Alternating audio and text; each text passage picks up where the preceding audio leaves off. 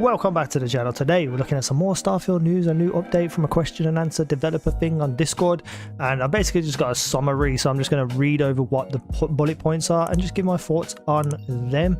But before we get into it, hit the like button, subscribe if you want more Starfield content, as there will be a lot of content post launch. And also I'm giving away Starfield, so check the video description or the comments down below. Hit the little link, open it in a tab. It's a 3-minute long. Go and watch it after you've watched this video. Let's get into it. First and foremost, here is a map showing when the game is going to release and the times and all that. If you want to come back to this later, you can pause it, whatever. But let's get into these little bullet points that are from Pete Hines, who obviously works for Bethesda. He is someone who said he has played the game for 150 hours and has not even touched the surface of what's possible or completed much in the game. But he does say that the game doesn't really start until after the main quest, where the whole game will explode and open up. And I read in another article that it takes about 4 hours maybe to potentially get through the main quest if you just go for it and you don't look at any other distractions.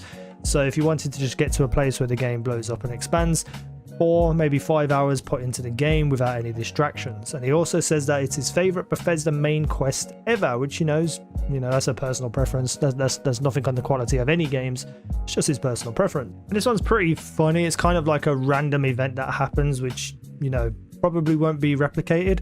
He said he was once accidentally sucked into the vacuum of space because he boarded an enemy ship and the pilot took off. And that to me is like a really unique experience that not many people are going to have, but it's exciting to think that the things like that are actually in the game. It makes it exciting to see what kind of random events will happen to you, and hopefully you can get them recorded and stuff and put it on the internet, because I think there's going to be some hilarious things that could happen in this game. Talks about multiple passive points of interest across the galaxy to find. An example of one was that there's a set of farms where the people give resources to the people of other planets. So it's really kind of interesting to think that there's this kind of structure to the galaxies, the worlds, all the planets and stuff, where you might not ever even discover it's happening, but it's something that exists, like to keep the worlds and planets and galaxies going and moving forward, like this whole intricate system between all the different planets. I think that's a really cool kind of concept and idea, and the fact that you might not even ever come across it is pretty fantastic. What's also fantastic is there's going to be heavily supported modding on this game. I wonder if that'll transfer to consoles, or will it just be on PCs? And I might have to buy this game on PC. And one of the main things that people could do is create their own planets, which to me is just mind-boggling.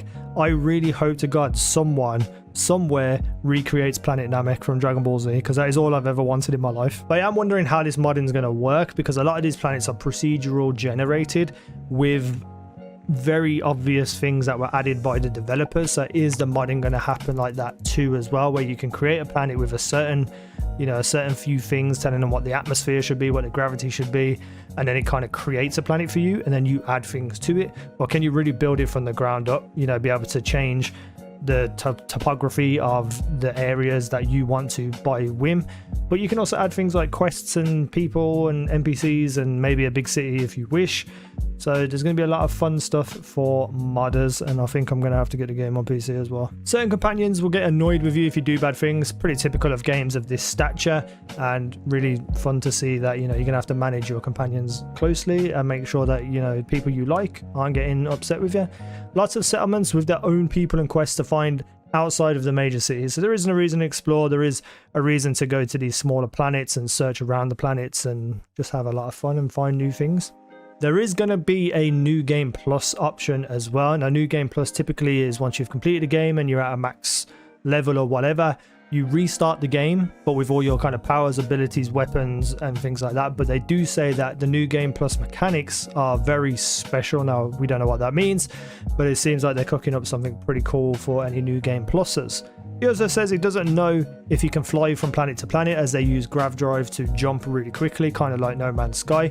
I think it probably would be possible if No Man's Sky has achieved it with like many years ago. You could actually fly to those planets, but it would take 30 minutes. I feel like this game could probably do it too, but you're really just going to be grav driving everywhere.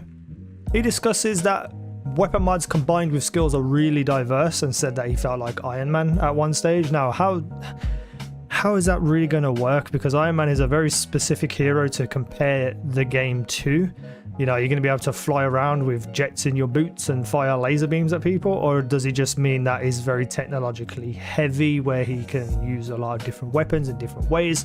But I'm very interested to see what can be built out of the perk trees and the mods and stuff like that. Can it be something, you know, akin to what Cyberpunk has become with their modifications and stuff? Because that game looks insane now. But I'd really like to see a unique kind of building system where everybody can do something different, you know, and it's not just like a generic, this is the most powerful thing, everybody do this type of situation. You can get bounties put on you, but there are ways to undo them. So, you know, you either fight and kill someone probably, or you pay off a large amount of money to be able to get out of your bounty. Maybe you hire someone else to take care of the people who are hunting you, or, you know, just random different things, which I think is really fun too. But what would cause you to have a bounty put on you? Do you have to do something specific, or can it just be like, you know, you have a disagreement with someone in space, like not even a fight or anything, just like a conversation, and you mess it up? Can that add to a bounty? I'm not sure, but, you know, like I said, there seems to be a variety of ways to play this game. There's a museum on New Atlantis which explains the lore of the game, so it's not something that's really going to be forced down your throat by the looks of it. But if you wanted to go and explore the lore, you could just go to this museum and just, you know, spend a few hours in there learning about the game, which I particularly like, because as I'm running through a game, I don't like to stop and have a break to like read some notes or some pages or something like that. And most games I skip lore, so if I was just having a down day one day where I just didn't want to play properly, I could just go to the museum and just learn about things. So I think that's a really interesting way of doing lore, and I'm very happy that they've added it. The boost pack skill is really important and fun. This gives you a jetpack where you can boost and move around in midair and stuff. So like, you know, combat, you can jump up really high and kind of dodge to the left and the right while wearing a jetpack. It also looks like it improves your in-air accuracy, which is kind of interesting because it does seem like a cheap and easy way to kind of kill things, but maybe it's just something that is not needed but probably preferable for like a new runner or like a first time playthrough. They apparently have no clue how many creatures are in the game, so I feel like they're probably procedural generated to a certain extent, with varying like main hive of enemies, or like something very specific is built by them for specific areas of the game. But it's very interesting because No Man's Sky, when that first came out, which is comparable to this game, the monsters were just awful, absolutely awful, because they're procedurally generated in a bad way. So I really hope, if it is procedural generated, that it's a lot better than it was No Man's Sky. But it does look better. I've seen some things, and it does look much better. Also available in this game are mission boards where you'll be able to go to a certain town or whatever and pick up varying quests. This might be like save someone or kill a certain animal, things of that nature, but it's not just going to be a kind of go here and do this type of thing. Some of them, you know, the mission boards ask you to build outposts on planets, so you'll have to go to a planet and build like a full outpost, place one of your companions at that outpost, and potentially then create further quest lines and stuff from being able to do that. So I'm very excited to see what the mission board's like, and the vast amount of quest lines that could come from it. And one small example, which is kind of a unique quest line in my opinion, is that he was tasked with taking 2 people across to a different planet. So kind of like a taxiing system. You load them up, you take them to that planet, you drop them off, which I think is a really cool mission. It might be a simple, easy mission to do, but I just feel like it's a very unique kind of thing for this type of game, because obviously it's planet to planet, not just like driving down from town to town. So it's pretty fun. But what he found is that he had forgot to take them to their destination, and 5 hours later he found those 2 people still aboard his ship, which is hilarious to me. The idea of that like, what could it impact like their mood or something? Like, are they going to be snappy with you and be like, where are we going type situation, why are we not at our destination?